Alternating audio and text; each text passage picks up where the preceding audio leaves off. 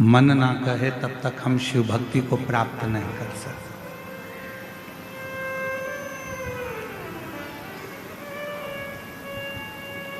समय अपनी गति से चलता है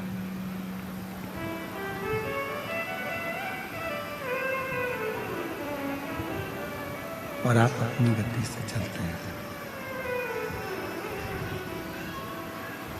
समय अपनी गति से चल रहा है, आप अपनी गति से चल रहे हैं।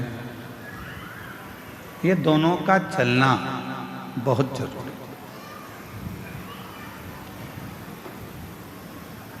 समय का चलना भी जरूरी है और अपना चलना भी जरूरी है।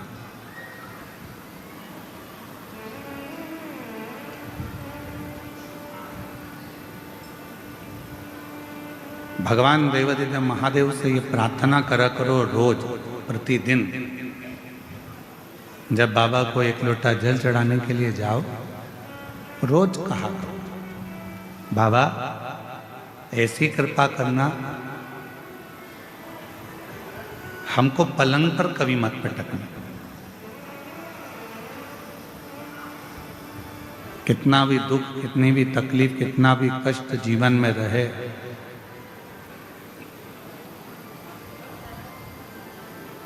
पर तू हमको पलंग पर ले जाकर मत पटक।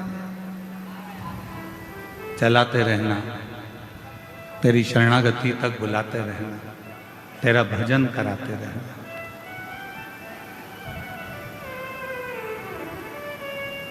शिव महापुराण की कथा कहती है, जिस मनुष्य ने जीवन में संघर्ष करना सीख लिया,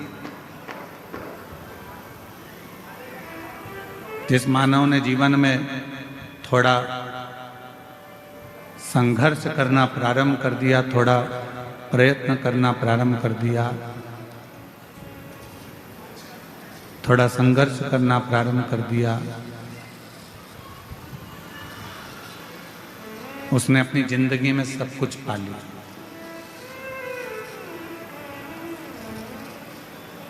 और जो संघर्ष करना बंद कर दे, जो प्रयास ही ना करे, ऐसे कई लोग हैं संसार में जो ये सोचते हैं कि बस कहीं से हमको धन मिल जाए, कहीं से हमको प्राप्ति हो जाए, कहीं से हमको ऐसा मिल जाए जिससे हमारा भरण पोषण हो जाए और हमें कुछ करना ना पड़े।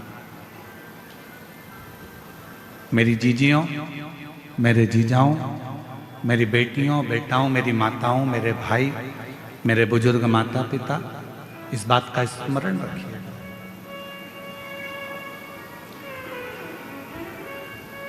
ऐसा कोई संसार में जन्म नहीं लिया जिसने संघर्ष ना किया, और ऐसा कोई संसार में जन्मा नहीं कि बिना संघर्ष के उसको सब कुछ मिल गया।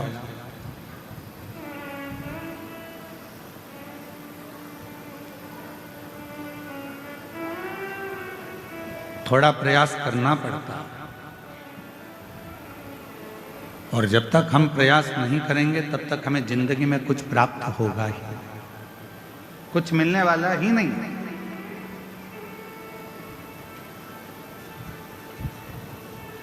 अच्छा एक बात बताओ, जितने बैठे हो, गोली जल्दी असर करती है कि इंजेक्शन जल्दी असर करता है? जम के बोलो जल्दी से, आवाज नहीं आ रही है।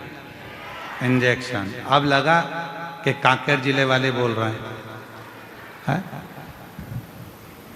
अगर कांकेर वाले चुप बैठ जाएंगे तो फिर तो पूरा छत्तीसगढ़ ही हिल जाएगा। एक ही जिला सबसे भारी है,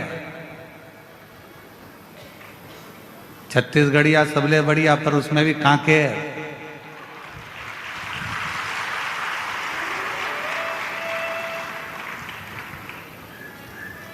छत्तीसगढ़ का आधा हाईवे तो ये कच्चे देख लेता है, यही गांव है। तो ऐसा क्षेत्र है, कोई साधारण है क्या ये क्षेत्र? और आप लोग नहीं बोलोगे तो कौन बता? बोलो जल्दी से, दवाई असर करेगी कि इंजेक्शन जल्दी असर करेगा? इंजेक्शन। दवाई खाने में ज़्यादा कष्ट होता है कि इंजेक्शन में ज़्यादा कष्ट होता है? इंजेक्शन। दवाई तो तुमने लिया पानी से निकल गए, कोई ना दर्द हुआ, ना तकलीफ हुई, ना कष्ट हुआ, कुछ भी नहीं हुआ।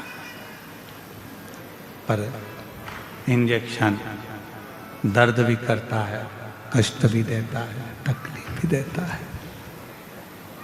कष्ट भी दे रहा है, तकलीफ भी दे रहा है, दर्द भी दे रहा है, परेशान भी कर रहा है।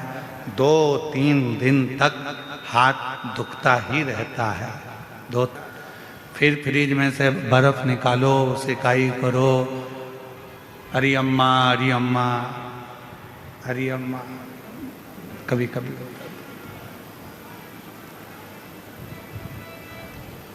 दवाई असर करती है, पर थोड़ा समय लेती है।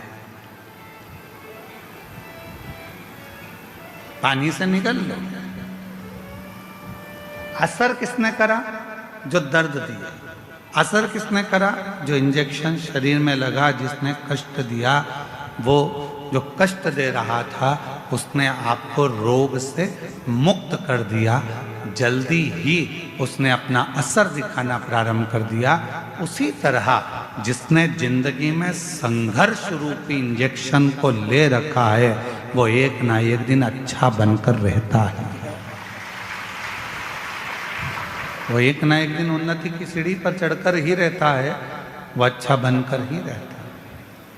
अब कोई कोई सोचे कि हमको तो कहीं का महाराज ऐसा मिल जाए, कोई महाराज जी ऐसे मिल जाए जो जमीन में गड़ा हुआ हमको धन निकाल कर दे दें और करना कुछ नहीं पड़े, तो ऐसा कहीं का महाराज हो तो हमको भी बता देना, हम भी चलेंगे तुम्हारे साथ। बिना संघर्ष के कुछ भी प्राप्त नहीं हो सकता।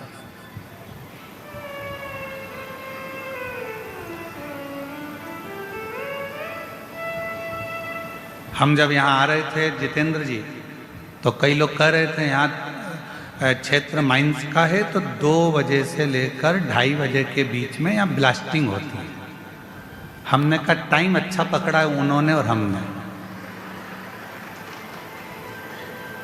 उनका भी ब्लास्टिंग का टाइम है और हमारा भी ब्लास्टिंग का टाइम है। टाइम अच्छा पकड़ा है।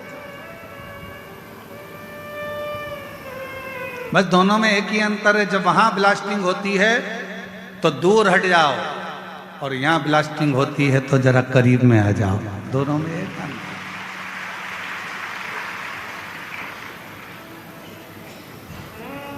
वहां ब्लास्टिंग होने के बाद माल ट्रक में भराता है, यहां तो तुरंत ब्लास्टिंग होकर कथा दिल में भरा जाती है तुरंत। दोनों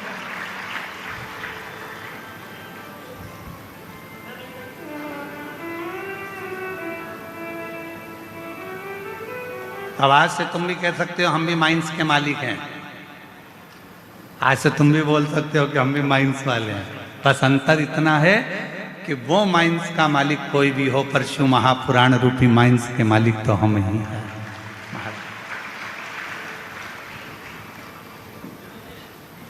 और शंभु शरणे, बोलो बोलो सब बोलो। मांगू घड़ी रे दुख काटो, दया न दर्शन ओ शंभु शरणे पड़ी। मांगू घड़ी रे दुख काटो, दया करी न दर्शन।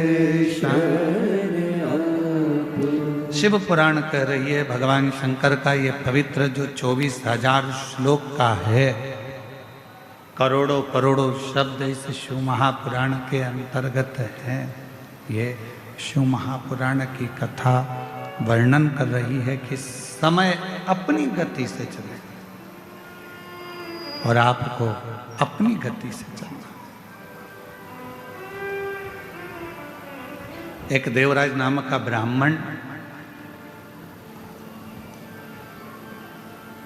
ब्राह्मण के घर में जन्म लेने के बाद भी ब्राह्मण कर्म नहीं कर पाया। श्रेष्ठ कर्म नहीं कर पाए। जरूरी नहीं है कि आपके पास में बहुत सारा धन होगा तो आप दान कर सकोगे। आपके पास में बहुत सारी संपदा होगी तो आप दान कर सकोगे। आपका शरीर स्वस्थ होगा तो आप भजन कर सकोगे।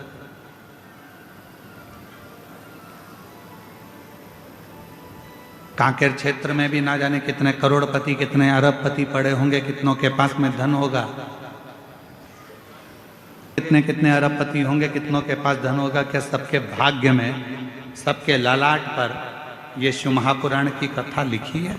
जितेंद्र जी, हम आपको बहुत बहुत साधुवाद देते हैं कि भगवान ने आपके भाग्य में आपकी धर्म पत्नी को भी, हम धर्म पत्नी को भी आपको धन्यवाद देते हैं, श्रीमती राजकुमारी जी को भी, कि कहीं आपके मायके का पुण्य होगा और जितेंद्र जी आपके माता पिता और उनके माता पिता का कोई पुण्य होगा जो 71 पीढ़ी को तारने के लिए ये शिव महापुराण की कथा आपके भाग्य में, आपके ललाट पर कोई पुण्य पिछले जन्म का। हमारा पूर्व का कोई पुण्य होता है तो हम भजन में जाते हैं। पूर्व का हमारा कोई पुण्य होता है तो हम शिव मंदिर तक जाते हैं। कोई पूर्व का हमारा पुण्य होता है तो हम भगवान की भक्ति करते हैं। कोई पूर्व का हमारा पुण्य होता है तो हम भगवान का मंत्र जाप करते हैं। कोई पूर्व का हमारा पुण्य होता है तो हम भगवान का कोई कथा, कोई सत्संग, कोई भजन करा पाते हैं। और हमारे पूर्व का कोई पाप प्रबल होता है तो हमारे घर में जो धन आता है वो गलत मार्ग पर जाता है, गलत जगह पर जाता है। कहीं वेश्यावृत्ति में जाएगा, कहीं जुए में जाएगा, कहीं मांसाहार में जाएगा, कहीं गलत जगह पर वो धन जाना प्रारंभ हो जाएगा। जिस दिन अपने घर में आया हुआ धन शिव महापुराण की कथा में लग जाए, जिस दिन अपने घर में आया हुआ धन कहीं किसी के भूखे के भोजन में लग जाए, जिस दिन हमारे घर में आया धन किसी बच्चे की शिक्षा में लग जाए, जिस दिन हमारे घर में आया धन किसी की चिकित्सा में लग जाए, और किसी को भूखे को भोजन हो जाए, प्यासे को पानी हो जाए, या कहीं मंदिर का निर्माण हो जाए, या कहीं हम शिव महापुराण की कथा करा सकें, तो समझ लेना कि तुम्हारे घर में आया हुआ धन शुद्ध धन है जो परमात्मा ने अपने काम में दिया। श्रेष्ठ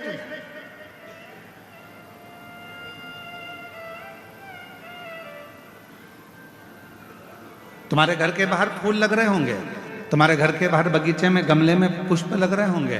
भगवान को कौन सा पुष्प तोड़ कर देते हो? जो फूल खिला हुआ होता है। जिस फूल में सुंदरता होती है, जो फूल बड़ा खिला हुआ होगा, उस फूल को आप तोड़ोगे, भगवान को दे दोगे। जो फूल मुरझाया हुआ है, जिस फूल अच्छा नहीं है, उस फूल को तोड़ा नहीं जाएगा, उस फूल को आप किसी को दोगे नहीं। जो पुष्प अच्छा है, उस पुष्प को तोड़कर आप परमात्मा को दे दोगे। जो पुष्प अच्छा है, आप उसे तोड़कर भगवान को देने का प्रयास करोगे। उसी तरह ये जीवन है, उसी तरह जीवन।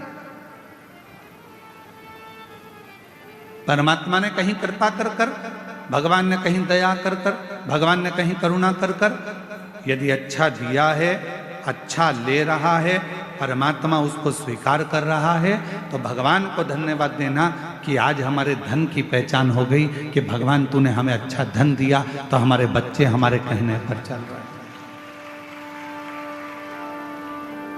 तूने अच्छा धन दिया तो हमारे बच्चे हमारे कहने पर चल रहे हैं। तूने अच्छा धन दिया तो हम शिव पुराण की कथा करवा सकते हैं। तूने अच्छा धन दिया तो हम कथा के पंडाल में बैठकर शिव महापुराण की कथा का लाभ ले रहे हैं। ये तूने कृपा करी है तो हम बैठे हैं। अगर तू कृपा नहीं करता तो हम कथा के पंडाल में भी बैठकर कथा नहीं सुन सकते, हम कथा श्रवण नहीं कर सकते। यदि हम बैठे हैं कथा के पंडाल में और कथा का रसतत्व ग्रहण कर रहे हैं, कथा श्रवण कर रहे हैं, तो ये तेरी ही उदारता, ये तेरी ही कृपा,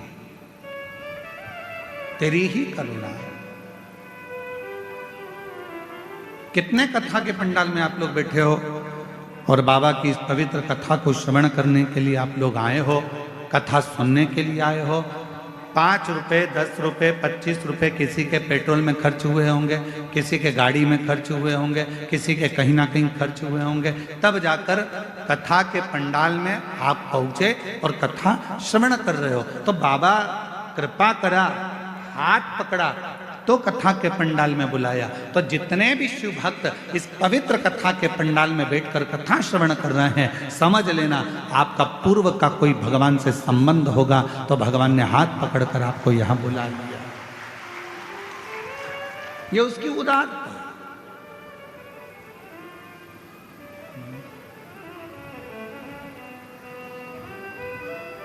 ये उसकी कृपा है, ये उसकी करुणा, ये उसकी दया है। और जब वो कृपा करता है, जब वो दया करता है, जब वो करुणा करता है, जब वो करुणा की दृष्टि करता है, तो जीवन का एक सुख आप आता चले जाता है। देवराज ब्राह्मण के घर में जन्म लेकर भी ब्राह्मण कर्म नहीं कर पाया था। जरूरी नहीं है कि ब्राह्मण के घर में जन्म होगा तो ही हम संसार सागर से मुक्त हो पाएंगे। जरूरी नहीं कि हम वैश्य के घर में जन्मेंगे तो ही धनपति बन पाएंगे। जरूरी नहीं कि हम क्षत्रिय के घर में जन्मे तो हम वीरता को प्राप्त कर पाएंगे। जरूरी नहीं कि हम शूद्र के घर में जन्मे तो ही सेवा कर पाएंगे। जरूरी नहीं। परमात्मा ने अगर मृत्यु लोक में जन्म दिया है और परमात्मा ने अगर मृत्यु लोक में भेजा है, और भजन परमात्मा पर यदि शिव पर आप भरोसा कर रहे हैं, विश्वास कर रहे हैं और पूर्ण तरह से आप शिव पर आश्रित हैं और अपने संघर्ष को, अपनी मेहनत को पूर्ण तरह से कर रहे हैं, तो दुनिया का कोई व्यक्ति आपको पीछे नहीं हटा सकता। आप उन्नति की सीढ़ी पर चढ़ते ही चले जाएंगे, आगे बढ़ते ही चले जाएंगे। सारी समस्या का हल, जम के बोलो जरा, सारी समस्या का हल श्री शिवाय बोल बम का नारा है। जरूरी नहीं कि